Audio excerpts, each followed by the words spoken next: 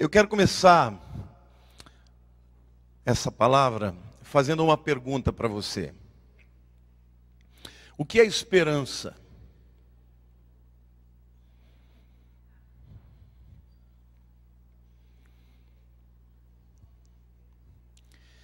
Esperança envolve duas verdades importantíssimas. A primeira é desejo, a segunda é expectativa. Ninguém espera algo se não desejar muito. E não há esperança se não houver expectativa. Amém? Agora eu quero fazer uma segunda pergunta. Qual é o objeto que faz com que a humanidade inteira coloque a sua esperança? O que você mais deseja na vida? Não importa a cultura, classe social, o país de origem, o que de fato as pessoas esperam no mundo? Alguém ouviu minha pregação? Então foi bem inspirado por Deus. Felicidade. Sim ou não? Quantos aqui querem ser felizes? O mundo busca a felicidade. Agora, os objetos que fazem as pessoas lutarem para alcançar essa felicidade é que varia. Para alguns a felicidade é encontrar um amor, um esposo, uma esposa. Para outros é sucesso na carreira. Para outros a felicidade é dinheiro. Conheço uma pessoa aqui da igreja que o pai dele diz assim: olha filho, não acredita em amigo não. Amigo é dinheiro no colchão. Varia muito os objetos que fazem as pessoas buscar, lutar a vida inteira para conquistar essa felicidade. Mas eu quero dizer para você que qualquer que seja este objeto, que você acredite ser aquilo que vai te dar a felicidade, qualquer que seja esse objeto, que não seja Deus, é idolatria. A única pessoa que pode te dar plenitude e felicidade é Deus. Talvez você esteja pensando assim: mas pastor, mas eu não sou idólatra, eu não tenho nenhuma imagem na minha casa diante da qual eu me ajoelho. Mas hoje eu quero mostrar para vocês que ainda que muitas pessoas não tenham um ídolo desse visível que é feito por mãos humanas para adorar, esta sociedade tem muitos ídolos. E este é o tema da minha palavra: os perigos da idolatria. E para deixar bem prático o teu entendimento, eu vou fazer 3 reflexões maiores, principais. A primeira é: o que é idolatria? A segunda verdade, eu vou falar que todo ídolo acaba ferindo quem o idolatra. E a terceira reflexão que eu vou fazer: quais são os sintomas da idolatria na nossa vida? Vamos lá? Primeiro, diga o que é idolatria. Segundo, diga: todo ídolo acaba por ferir quem o idolatra. E o terceiro, diga: sintomas da idolatria. Vamos ler a palavra de Deus, está lá na carta de Paulo aos Romanos, capítulo 1, versos 21 até 23. Eu vou ler o finalzinho do 20, mas pode mostrar só o 21 a 23. Tais homens são por isso indesculpáveis, porque tendo conhecimento de Deus, não o glorificaram como Deus, nem lhe deram graças, antes se tornaram nulos em seus próprios raciocínios, obscurecendo-lhes o coração insensato, inculcando-se por sábios, tornaram-se loucos, e mudaram a glória do Deus incorruptível em semelhança da imagem de homem corruptível, bem como de aves, quadrúpedes e répteis. Por isso Deus entregou tais homens, à imundície, pelas concupiscências do seu próprio coração, para desonrarem o seu corpo entre si, pois eles mudaram a verdade de Deus em mentira, adorando e servindo a criatura em lugar do Criador, o qual é bendito eternamente. Amém. Este texto traz um retrato, um raio-x perfeito da sociedade romana no tempo em que Paulo viveu. Embora esse trecho fale dos pecados de imoralidade, o cerne, o pecado maior que dominava aquela sociedade, era adorar a criatura no lugar do Criador. E hoje eu quero dizer para vocês que toda a imoralidade, toda esta vida que nós vemos no século 21, que domina a sociedade, as famílias, as crianças desde pequenininho, se chama idolatria. A primeira reflexão, o que é idolatria?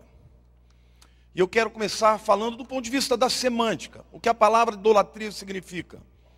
Idu, no grego, é eu vejo. No grego, idu, eu vejo. Latreu é adoro. Eu vejo o que adoro. Idolatria é adoração ao que se vê. Portanto, um ídolo, ele é feito porque a pessoa não consegue se abstrair.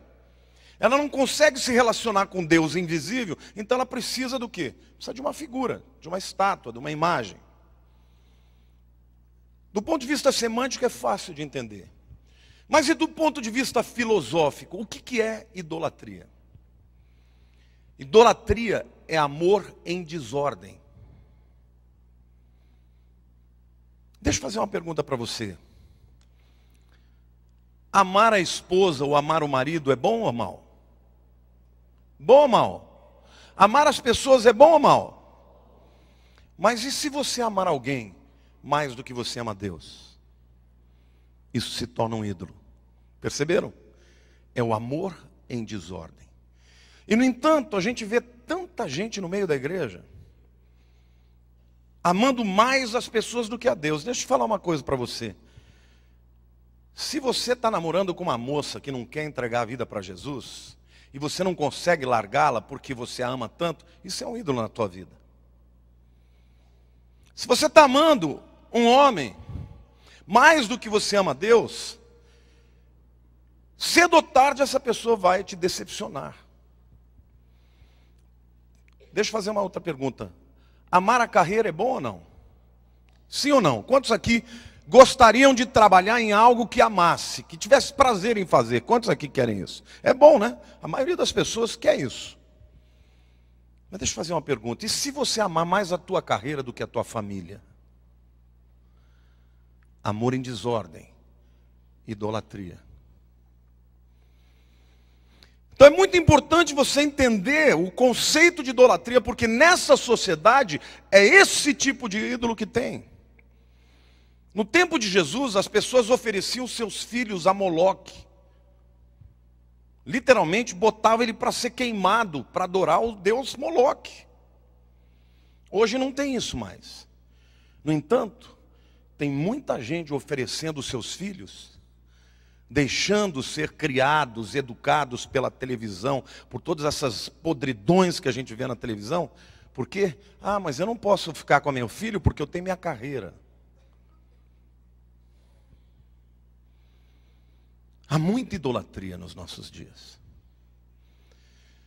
Então, do ponto de vista prático, eu quero te dizer que o ídolo necessariamente não é uma coisa ruim. Amar alguém, amar a própria carreira, não existe nada de mal. Agora, quando isto se torna mais importante do que Deus e a sua verdade e os seus princípios, aí isso se torna um ídolo na tua vida. Então a primeira verdade que vocês precisam entender é o que é idolatria. Idolatria é você acreditar que você pode ser feliz quando você conquistar alguma coisa.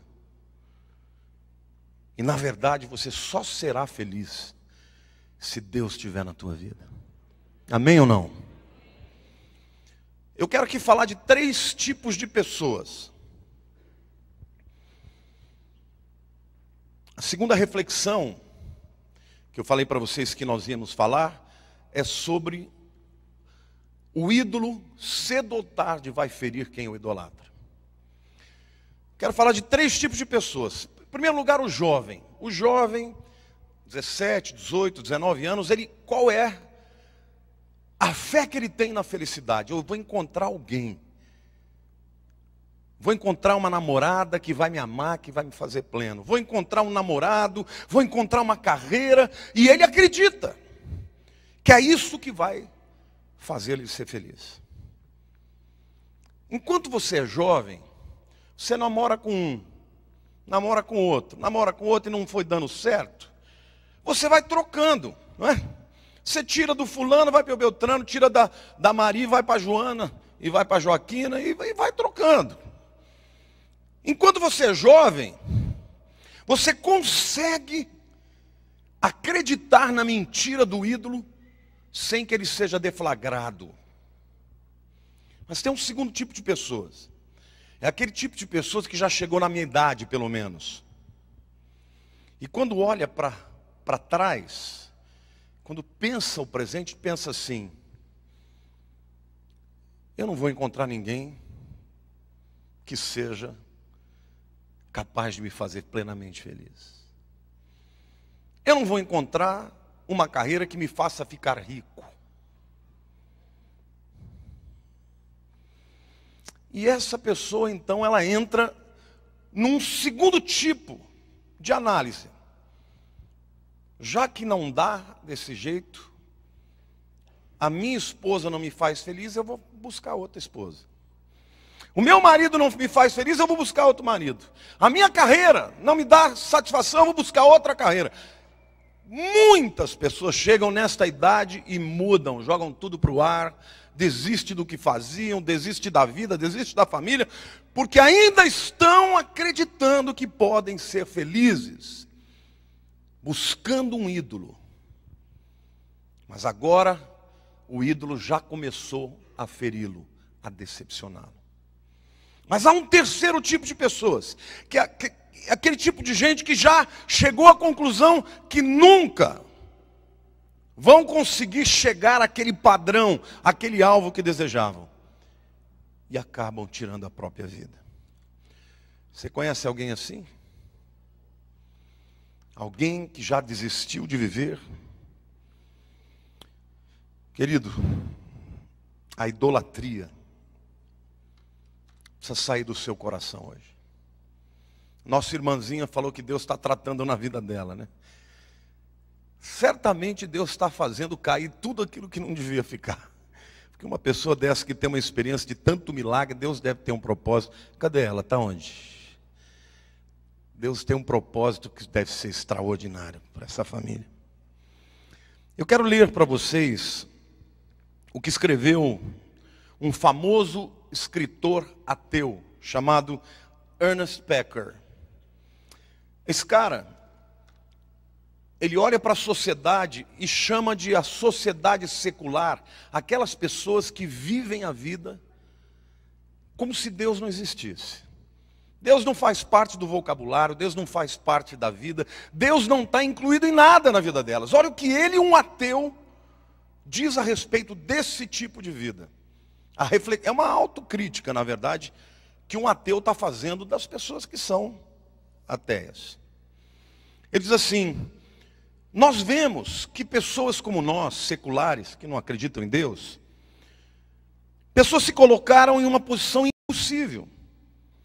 Porque pessoas seculares ainda sentem a necessidade de crer que a vida realmente importa. Eles ainda precisam acreditar que há um propósito maior e que eles experimentaram algum tipo de amor maior. Mas se não há Deus, como isso é possível? O cara está dizendo, nós estamos com um problema, porque a gente não crê em Deus, mas dentro de nós ainda tem um desejo de acreditar que a vida vale a pena. Que existe alguma coisa maior do que simplesmente levantar de manhã e trabalhar, comer, almoçar, jantar. Qual é o propósito da vida? Ele está dizendo. Qual é o propósito? Aí ele continua dizendo. A solução para isso, que as pessoas encontram, é uma solução romântica. A glorificação do eu que procura a satisfação de tudo que nós necessitamos no nosso par romântico. Em outras palavras, ele está dizendo, olha, pessoas assim, que não acreditam em Deus, tendem a achar que a felicidade delas está no amor romântico, na outra pessoa. Ele diz assim, a solução romântica pode parecer genial, criativa, mas na verdade é uma mentira. É um ateu que está dizendo, hein? O que é que procuramos quando fazemos do nosso amor o que dá significado para a nossa vida? Nós procuramos redenção, nada menos. Queremos nos livrar das nossas faltas, do nosso sentimento de vazio. Queremos ser justificados, saber que a nossa vida não é vazia. E aí ele acrescenta, seres humanos não podem fazer isso. Pesado, né?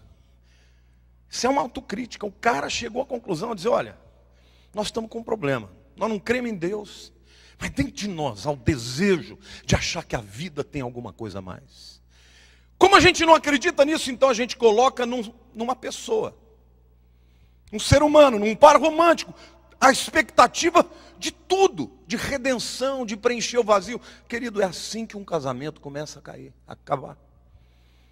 Quando uma pessoa começa a achar que o marido vai achar que a mulher dele vai preencher todos os vazios. Quando a mulher começar a achar que o homem da vida dela vai preencher todos os vazios. Essa é uma busca que não tem fim. E as pessoas acabam se decepcionando. E por causa disso, rompem os relacionamentos. Sempre à procura de uma felicidade que não pode ser encontrada nos seres humanos. E ele diz mais, ele diz que a solução romântica pode ser uma causa. Quantos de vocês conhecem pessoas que morrem pelas baleias? Eu fico pensando, com tanta gente passando fome e morrendo no mundo, tem gente que dedica a vida para salvar caranguejo no Ártico. É uma ilustração aqui. Eu não sou contra de maneira alguma. Muito pelo contrário, todos os movimentos, todas as causas do meio ambiente, nós precisamos cuidar do meio ambiente. O que eu quero dizer para vocês, que a sua causa, o teu partido político, a tua bandeira, não pode ser para você o seu Deus, porque mesmo esta causa, ela vai acabar atraindo você, porque ela não vai te satisfazer.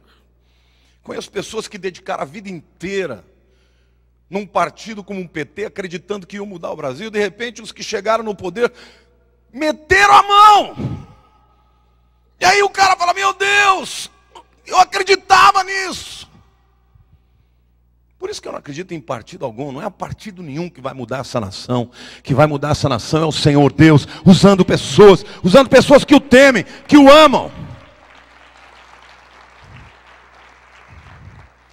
Outros idolatram a carreira. Fazem cursos, pós-graduação, mestrado, doutorado, livre docência, pós-doutorado. E acham que isso vai trazer satisfação. E quando olham para dentro de si, permanecem vazias. Em algum momento, como a nossa irmã disse, as empresas podem quebrar. Em algum momento, a segurança vai embora. Como é bom numa hora dessa ter Deus, né? Glória a Deus. Cynthia Hamel, uma jornalista de um jornal, de um periódico chamado The Village Voice, a voz da cidade. É um jornal de fofoca de celebridades em Nova York. Essa mulher, ela disse que ela já conheceu muita gente que não era nada, que trabalhava em loja de departamento, na Sears, outras que eram garçonetes, pessoas que durante algum tempo da sua vida lutaram para ser celebridades, para serem famosas. e conseguiram. Olha o que ela diz dessas pessoas. Eu tenho pena de celebridades. Celebridades são pessoas que foram felizes, mas agora sua ira é horrível. Celebridades são pessoas que quiseram a fama, quiseram e lutaram muito e conseguiram. Mas no dia seguinte que conseguem a fama, querem tomar uma overdose. Quer dizer, querem mais. Porque a coisa gigante que eles acreditavam que lhes preencheria o vazio, que faria a vida suportável, quando acontece, no dia seguinte, percebem que ainda são a mesma pessoa. E ela acrescenta: quando Deus quer te aplicar uma peça, Ele concede o seu desejo mais profundo, para depois rir, quando você sentir a decepção e o vazio que te darão vontade de tirar a própria vida. Análise de uma mulher que não crê em Deus. Percebeu que essas pessoas que chegaram lá se tornaram amargas, porque aquilo que elas acreditavam que lhes daria felicidade, não deu. E as pessoas ficam com desejo de morrer. Quantos atores morrem de overdose? Quantos atores morrem porque não aguentam viver? E o povo olha e diz: puxa vida, mas eles tinham tudo. Tinham fama, tinham dinheiro e morreram assim.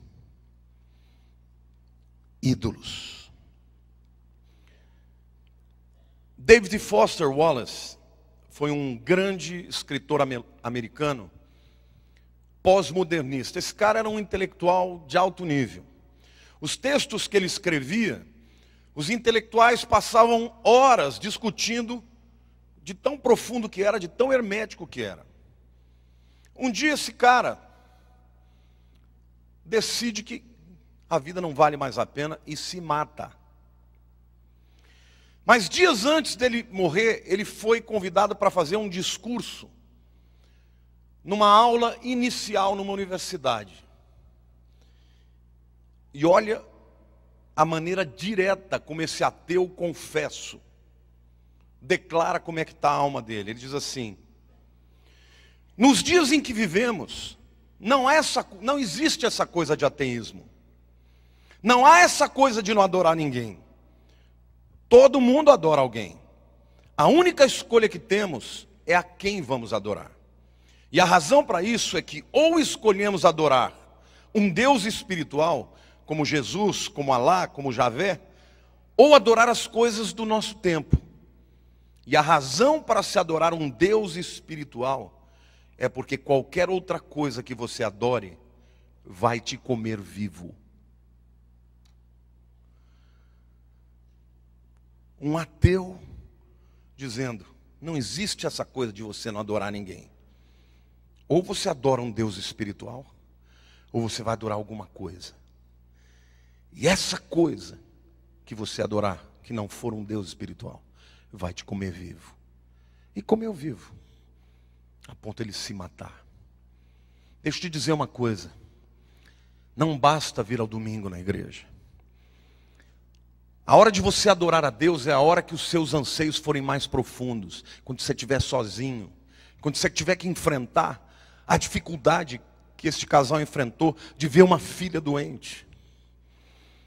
É a hora que você olhar para o lado e você vai ver que você tem tudo. Mas apesar de ter tudo, tem um vazio do tamanho do mundo. É nessa hora que Jesus diz: eis que eu estou aqui. Vinde a mim, vós que estáis cansados e oprimidos, e eu vos aliviarei. Tomai do meu jugo, porque ele é leve, aprendei de mim, porque eu sou manso e suave. Amém? Pessoas que não adoram a Deus, que têm ídolos, são pessoas vazias. E infelizmente, a gente vê tantos crentes que confessam a Deus, mas a sua segurança estão nas coisas. No dinheiro, no emprego bom que você tem. Tem gente que chega no meu gabinete: pastor, Deus não me ama, meu marido me deixou.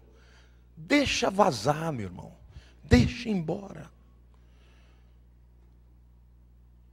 Tua segurança não pode estar no seu marido, não pode estar na sua esposa, não pode estar no teu emprego, não pode estar em nada. Adore a Deus.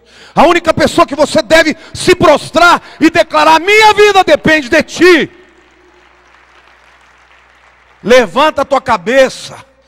Vá trabalhar, vai fazer o que você tem que fazer, que Deus vai ser contigo. Ele nunca vai te abandonar. Amém? Somente Ele merece a nossa adoração. Somente Deus é imprescindível na nossa vida. Ninguém é imprescindível na nossa vida.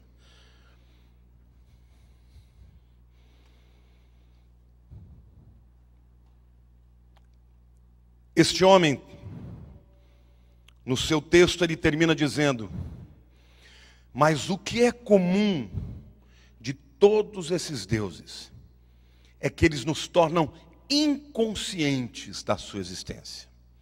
É o que o apóstolo Paulo diz.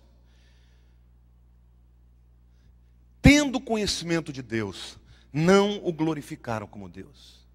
Antes se tornaram nulos em seus raciocínios, obscurecendo-lhes o coração insensato.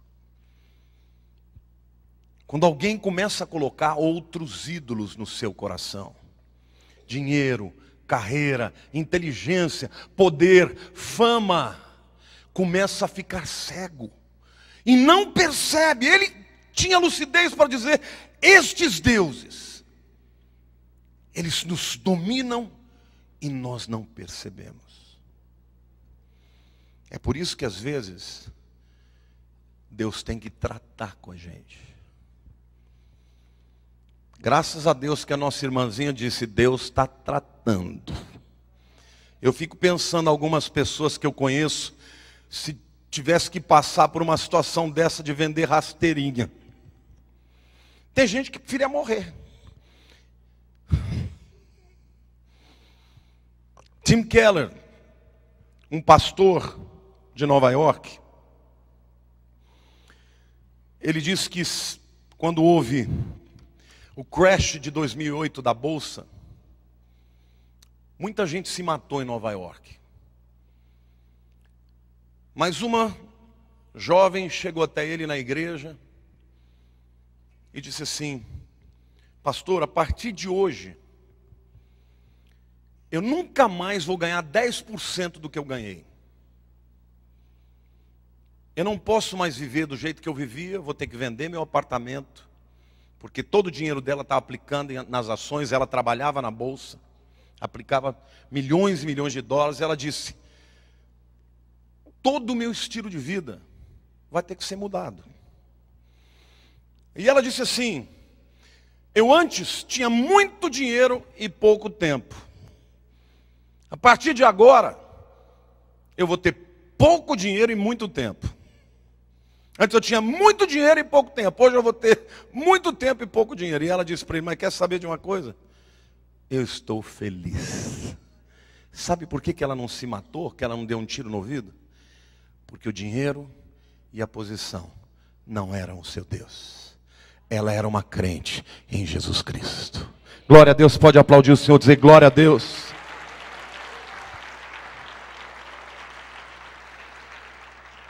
O apóstolo Paulo, certa vez ele disse assim: olha,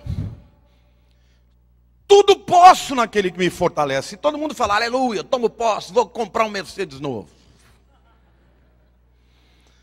Acontece que se você ler o contexto, ele vai dizer: eu sei viver na abundância e sei viver com muito pouco. Tudo posso naquele que me fortalece. O apóstolo Paulo foi um homem que teve o melhor do seu tempo. Nasceu numa família abastada, tinha cidadania romana, foi criado na melhor universidade, educado aos pés de Gamaliel, era o segundo homem do Sinédrio. Naquela época o Sinédrio era como se uma posição política importantíssima, que tinha poder não só para determinar as questões religiosas, mas também políticas da nação, mesmo debaixo do jugo romano. E este homem, então, tinha tudo. E um dia, ele declara lá na carta aos Filipenses, hebreu de hebreus, fariseu segundo a lei, da tribo de Benjamim. E ele vai declarando todo o seu currículo, quem ele era, o que ele tinha conquistado. E ele disse: mas eu considerei isso tudo cocô diante do conhecimento de Cristo. Literalmente ele diz: todas as glórias humanas diante de Jesus, do conhecimento de Jesus, são nada. Paulo entendeu que nada podia trazer plenitude para ele. Deixa eu te dizer uma coisa. Eu não estou profetizando e nem quero que você perca emprego ou passe por dificuldade. O que eu quero e o que Deus me mandou te dizer, que Ele é um Deus presente. É esse Deus que quando você o invoca, Ele faz milagres. Isso que aconteceu, que a nossa irmã falou, é verdade, é para a tua vida. Mas Ele não pode fazer isso na vida de quem tem ídolos. Interessante, né? Ela era católica. Eu nem sabia do testemunho dela, tá? Não estou aqui para fazer apologia contra a igreja católica. Muito pelo contrário, estou dizendo aqui que ídolo, tem ídolo dos católicos, tem ídolo dos crentes também. Está cheio de crente que vem buscar a Deus para quê? Para ficar mais rico, para Deus colocar a pessoa do seu lado. Querido, você tem que buscar a Deus por quem Ele é. Porque Ele morreu na cruz por você. E somente Ele pode trazer plenitude para a tua vida. Amém ou não? Não coloque ídolos na sua vida, porque o ídolo vai te ferir. Pessoas que colocam outros ídolos na sua vida são pessoas infelizes.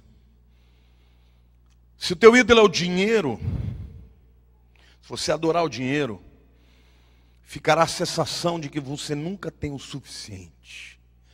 Vai ter inveja dos que têm mais, vai ter medo de perder. Porque o que te dá segurança é o dinheiro.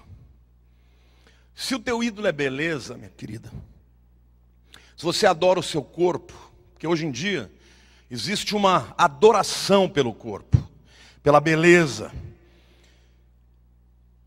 você em algum momento vai se sentir feio.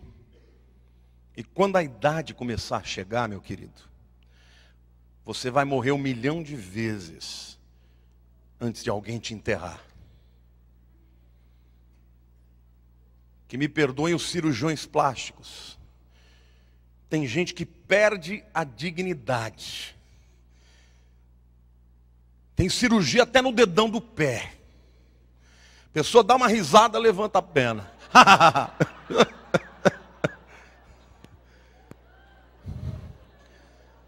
Perde a dignidade. Você vê os socialites aí. Puxa a orelha. Puxa o nariz. Chega uma hora que não tem onde puxar mais. Não sou contra, eu acho bacana fazer. Tudo bem, mas isso não pode ser teu ídolo. Envelheça com dignidade. É bonito envelhecer também. Mulheres geralmente têm muito isso. A Lília fica para mim: você acha que eu estou bonita que nem antes? Eu digo, mais linda do que antes, porque Deus é bom. Ela vai envelhecendo e eu vou ficando mais míope.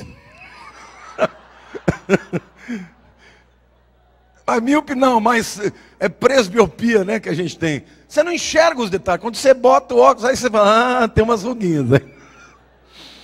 Mas glória a Deus por isso, meu querido. E daí? Você não tem que ficar aí idolatrando a beleza, o culto à beleza. Vai enfeiar.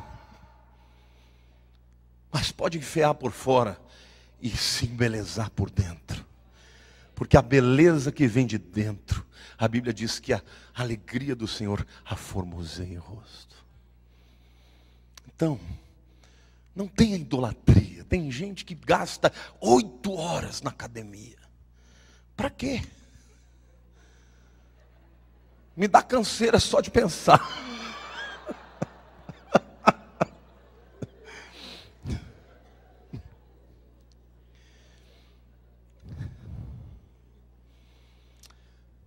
Quando aquele homem fez aquele discurso, os intelectuais ficaram irados, né? Imaginem, uma pessoa que sempre foi absolutamente cheia de elucubrações, falando tão direto, dizendo, olha, vocês e eu que somos ateus, a gente pensa que não adora nada, nós nos chamamos de seculares, mas todo mundo adora alguém. Se você não entendeu essa verdade, de que os ídolos vão te decepcionar, certamente é porque você é muito jovem. Porque quem já viveu um pouco mais, já se decepcionou com a mulher, com o marido, com os filhos, com os amigos, com os patrões. E não é porque eles são ruins, eles são imperfeitos. Bem-vindos ao clube, somos todos. Adoração, somente Deus. Quem nunca vai errar com você, quem nunca vai quebrar sua palavra, quem nunca vai deixar de ser perfeito, é o Senhor.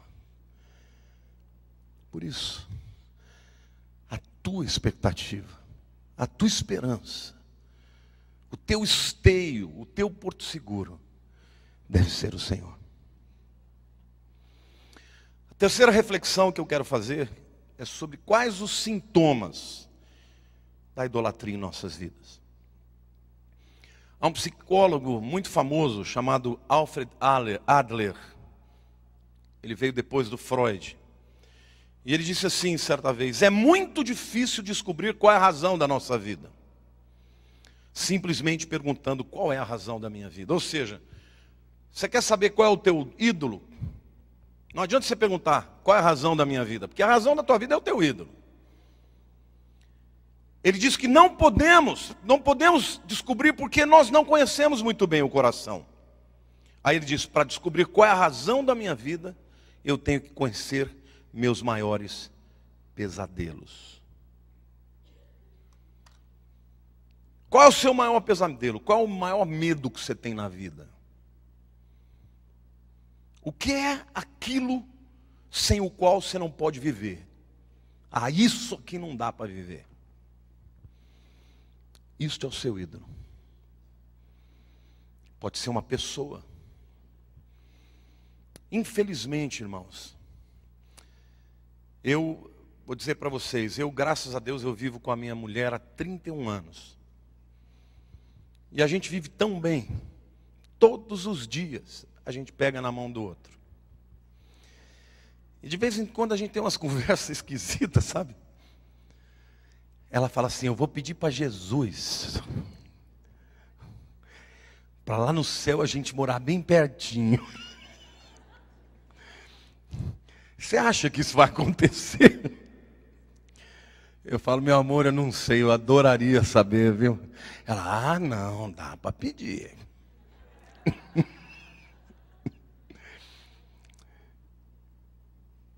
Outro dia ela falou para mim assim: você não vai gostar mais de ninguém do que de mim lá, né?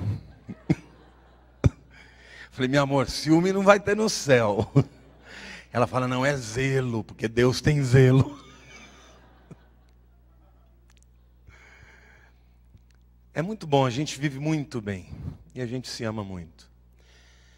Mas sempre que a gente começa a achar, porque a gente vai envelhecendo, a gente sabe que em algum momento Deus vai levar um. E a gente sempre fica com aquele medo, né? Porque a gente ama muito.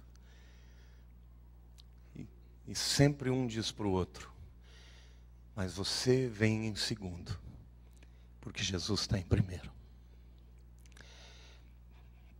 A gente pede, claro que eu oro para que Deus leve ela antes, eu sou egoísta nesse ponto. Porque eu falo: não, meu amor, você vai ficar ótima sem mim. Você vai participar de todas as reuniões de oração. Mas às vezes eu tenho que dizer para Deus: Senhor, me perdoe.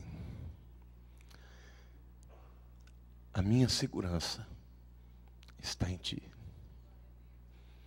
Embora eu ame demais a minha mulher, é Ele quem é a razão da minha vida. Entrega tudo para Deus. O Senhor te ama. Ele é capaz de te fazer plenamente feliz, de preencher o vazio que ninguém pode. Não coloque a sua vida, todas as suas fichas, numa carreira, na vida de uma pessoa. Coloque diante do Senhor. O primeiro sintoma, portanto, dos nossos ídolos, tem a ver com os nossos pesadelos. O segundo sintoma tem a ver com as nossas emoções.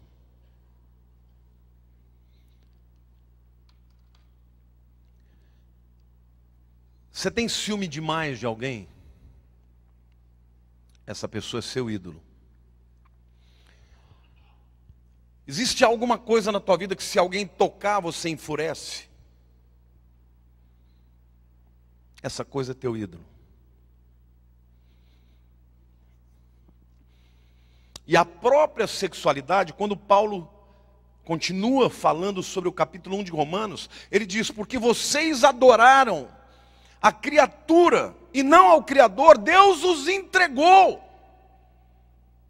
as paixões e as suas concupiscências do coração. E aí ele vai descrevendo todo tipo de imoralidade.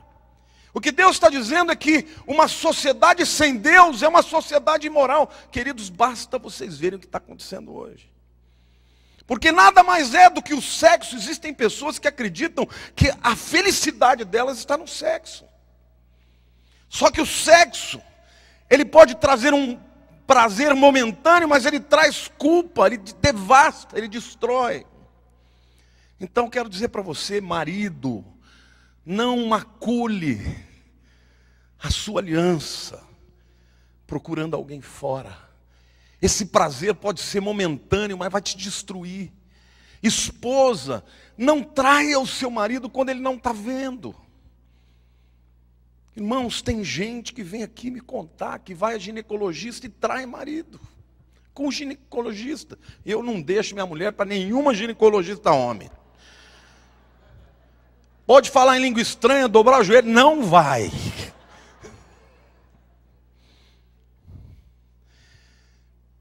As pessoas crentes, sinceras, pessoas que amam a Deus, sendo entregues, deixando que o inimigo destrua a sua vida por causa de sexo. Isso é resultado de uma sociedade idólatra. Eu quero te dizer, Jesus tem perdão para você. Se você está vivendo nesse pecado, Deus tem perdão hoje para a tua vida. Mas abandone, porque você nunca será feliz. Maria Madalena era uma prostituta. E um dia ela conheceu Jesus. E nunca mais se prostituiu. O apóstolo Paulo era um idólatra religioso. Um dia ele conheceu Jesus. E nunca mais feriu ninguém por causa da sua religião. Jesus quer tocar na sua vida hoje. Ele quer se revelar a você. Ele quer que você se renda a Ele. Que você entregue diante dEle todos os seus ídolos hoje. Porque Ele quer cuidar de você. Como Ele cuidou da nossa irmãzinha. Que testemunho lindo, né? Eu fui impactado com o testemunho dela. Uma pessoa sincera no catolicismo. Que teve que passar por toda essa tribulação para conhecer o Deus verdadeiro. Esse é o Deus que eu conheço. Ele sabe o que você precisa passar para chegar nele. Para se entregar a Ele. Foi Ele que veio até nós. Não fomos nós que o procuramos, Ele nos procurou. Mas o Senhor me mandou te dizer hoje, meu querido. Às vezes você está achando que a tua felicidade está na resolução do teu problema financeiro. Às vezes você está, estou vendo essa juventude linda. Tomara que vocês encontrem alguém que vale a pena viver a vida inteira. Mas meninas, não coloque a sua felicidade na mão de nenhum jovem. A primeira coisa que ele quer de vocês é sexo. Viu? Homem nenhum vai olhar o coração. Querido, eu já venho alertando vocês há anos sobre os acontecimentos que têm marcado o cumprimento das profecias a respeito do fim dos tempos. Contudo, gente, eu decidi juntar o que eu considero de mais importante, aquilo que todo cristão deveria saber a respeito dos acontecimentos do fim. E eu vou fazer isso em uma masterclass única, com cerca de 3 horas de duração. E o objetivo é te preparar para não ser corrompido pelo engano do diabo, que será maior do que em todas as demais eras. Eu considero essa aula uma prioridade na vida de todos os que anseiam pelo retorno de Jesus e desejam subir aos céus para encontrá-lo. Se este é o seu caso, se o seu coração arde por conhecer mais a respeito do tempo do fim, então me siga no Instagram, @lamartinepozella, e acompanhe as novas informações que eu estarei liberando por lá a respeito do dia e horário desta aula. Eu espero que você faça parte dela. Que Deus te abençoe.